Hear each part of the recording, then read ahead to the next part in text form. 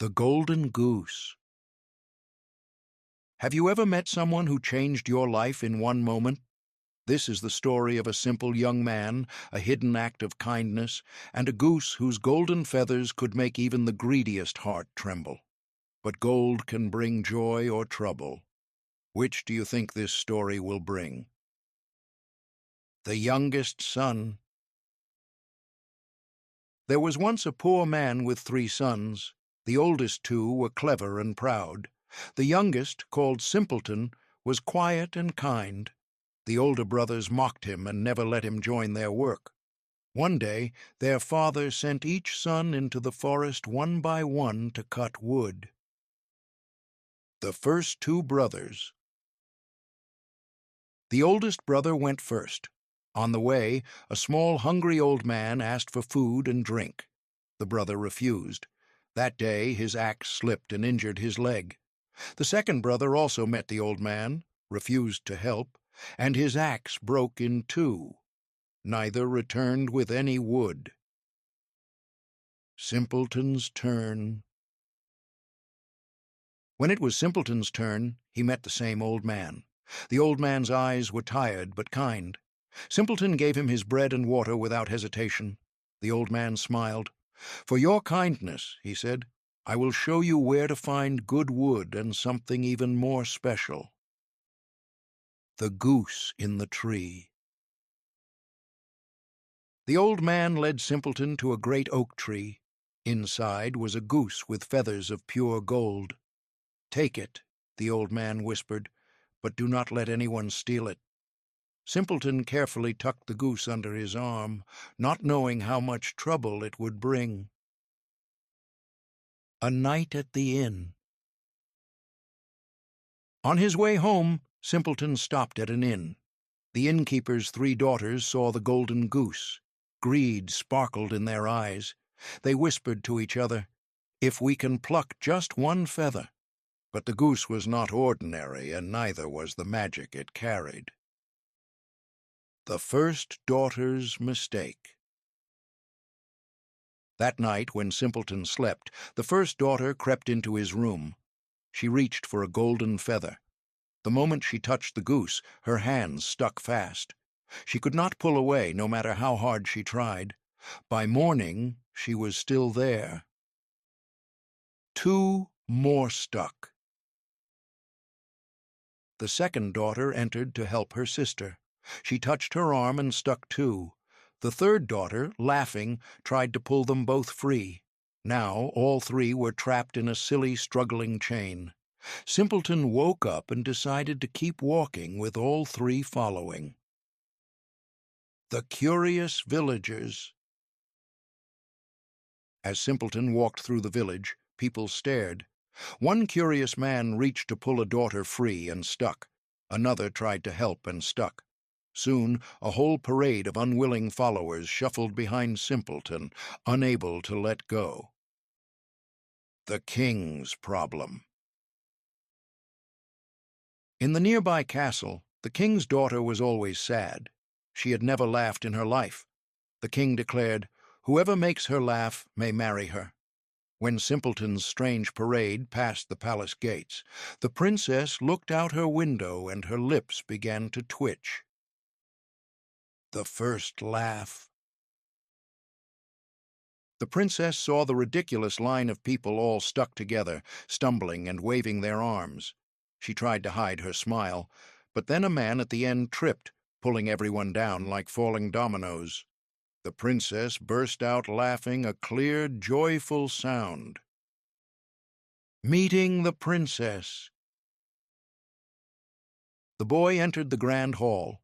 The princess was there, radiant and curious. She smiled politely, and he bowed low. When their eyes met, something unspoken passed between them, a spark neither of them expected. Somewhere behind him, the golden goose gave a quiet honk, as if sensing what was to come. A shared laugh. The boy's goose honked loudly, startling the court. The princess tried to hide her giggle, and failed. Soon she was laughing so hard, tears filled her eyes. The sound warmed the room. The king raised an eyebrow, surprised. He hadn't heard that sound since she was a child. The king's observation. The king's gaze shifted between the boy and his daughter. He saw her cheeks still pink from laughter, the boy standing proudly with the goose, and the unusual calm in the hall. It reminded him of a time long ago when kindness had brought peace to his own court. His eyes narrowed with thought, weighing past and present together. The question. The king's voice carried across the hall. "Young man, do you seek my daughter's hand?" The boy hesitated, glancing at the princess. Her smile was faint but steady, and he felt something stronger than choice, like a calling he could not deny. The golden goose gave a soft honk. I would like to," he said, his voice trembling with hope. The 3 seals. The king unrolled a scroll stamped with 3 red royal seals. "No man will marry my daughter without proving his worth," he declared. "There will be 3 trials. Each seal reveals one. Only by passing all may you claim her hand." The court stirred with whispers. The goose fluffed its golden feathers as though it already sensed what lay ahead. The first seal, bravery. The king read the first royal seal. "Bring me the golden falcon that nests on the cliff of winds." The climb is steep, the gusts unforgiving. The boy swallowed hard, but thought of the princess's laughter. With the golden goose at his side, he set out, carried forward by love stronger than fear. The cliff of winds. The cliff rose jagged against the sky. Winds tore at his cloak, stones slid beneath his feet. The goose's feathers shimmered, guiding him upward. Each step was a choice between fear and resolve. The boy chose resolve. Bread remembered. The falcon swooped low, fierce eyes glinting. The boy pulled bread from his satchel, the same kind once shared with the old man. Hands trembling, he offered it. The falcon paused, then accepted gently. Its wings folded in peace, allowing him to lift it into his arms. The first return. The boy returned to the castle with the golden falcon in his arms. Gasps filled the hall. The princess's eyes lit with joy, and the goose honked proudly. The king nodded, acknowledging his bravery. The falcon rested calmly, proof of courage and kindness. But the king's gaze turned to the sealed scroll. More trials awaited. The second seal. Wisdom. The king unrolled the scroll and read the second seal. His voice carried through the hall. "Bring me the silver stag that drinks from the moonlit lake." Its hooves were swift, its antlers sharp. Many had chased it, none returned. The boy trembled, but the golden goose stood steady beside him, and the falcon rested calmly in his arms. Wisdom, not strength, must guide this trial. Into the wild. The forest grew darker with every step. The stag's tracks shone faintly in the soil, leading him deeper, yet vanishing when he thought he understood them. The goose fluttered close, and the falcon's sharp cry echoed above. The boy realized he must watch more closely, not rush blindly. The moonlit lake. The silver stag appeared at last, antlers gleaming like stars. It lowered its head to drink, yet when the boy approached, it vanished like smoke. His heart sank, but the goose waddled to the water's edge. The ripples curved toward a hidden path of stones, revealed only in moonlight. The capture of wisdom. Step by careful step, the boy followed the moonlit stones. The stag reappeared, calm this time as though testing his patience.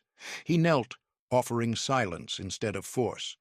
The stag's eyes softened, and it bowed its head. Slowly, he placed a gentle hand upon its neck. The stag did not flee. The second return. He returned to the castle with the silver stag at his side. Gasps of wonder swept through the hall as no one had ever seen such a creature tamed. The princess clapped her hands with joy, and the courtiers bowed in awe. The goose waddled proudly, the falcon cried from above, and the boy stood tall. It was a moment of triumph, proof of courage and wisdom together. The third seal, loyalty. The hall still echoed with awe from the stag's return when the king slowly rose. His voice silenced the court. He unrolled the scroll and read the final seal. "Bring me the crystal rose that blooms in the garden of illusions. Its petals blind the greedy and burn the faithless." The boy's triumph turned heavy, but he thought of the princess, of the goose by his side, and of the falcon's steady gaze. This last trial would test not strength nor wisdom, but his heart's loyalty. The Garden of Illusions. The garden shimmered like a dream. Paths split and rejoined, fountains sang in strange voices, every flower glowed, tempting him to stray. The boy's head swam with confusion, but the golden goose walked ahead with steady steps. He clung to its presence, trusting it would not betray him. The crystal rose. At last, the crystal rose shone in silver light, more beautiful than jewels. He reached out, and the petals shimmered dangerously. His heart whispered, "This is not for pride, not for riches, but for love." The rose cooled under his touch, as if blessing his loyalty. The final return. The boy carried the crystal rose into the hall. The falcon perched above, the stag stood watchful, the rose glowed in his hands. The princess smiled through tears, and the goose gave a triumphant honk. The king's voice rang clear. "All three seals are fulfilled. You have proven bravery, wisdom, and loyalty." The goose's gift. The court rejoiced, yet the boy looked at the goose. Its golden feathers shimmered brighter than ever, filling the hall with warmth. People laughed, fear lifted, and even the king's stern eyes softened. The goose had given more than riches. It had awakened joy wherever it went. The king's blessing. The king rose from his throne. "You have shown what no wealth could buy: bravery without arrogance, wisdom without deceit, loyalty without doubt. Such virtues make a man worthy, not crowns or gold." He placed the boy's hand into his daughter's, sealing their bond before all. A wedding of joy. The hall filled with music. Nobles and servants danced side by side. The goose strutted proudly, the falcon circled above, and the stag glowed like moonlight. At the center, the boy and princess stood hand in hand, the crystal rose shining between them. Laughter echoed from wall to wall. Their smiles were bright, their bond unshakable. What was remembered? Years passed, and still the tale was told. Children leaned close, eyes wide, waiting for the moment of truth. And what they remembered most was not the gold, nor the falcon, nor the stag, nor even the rose.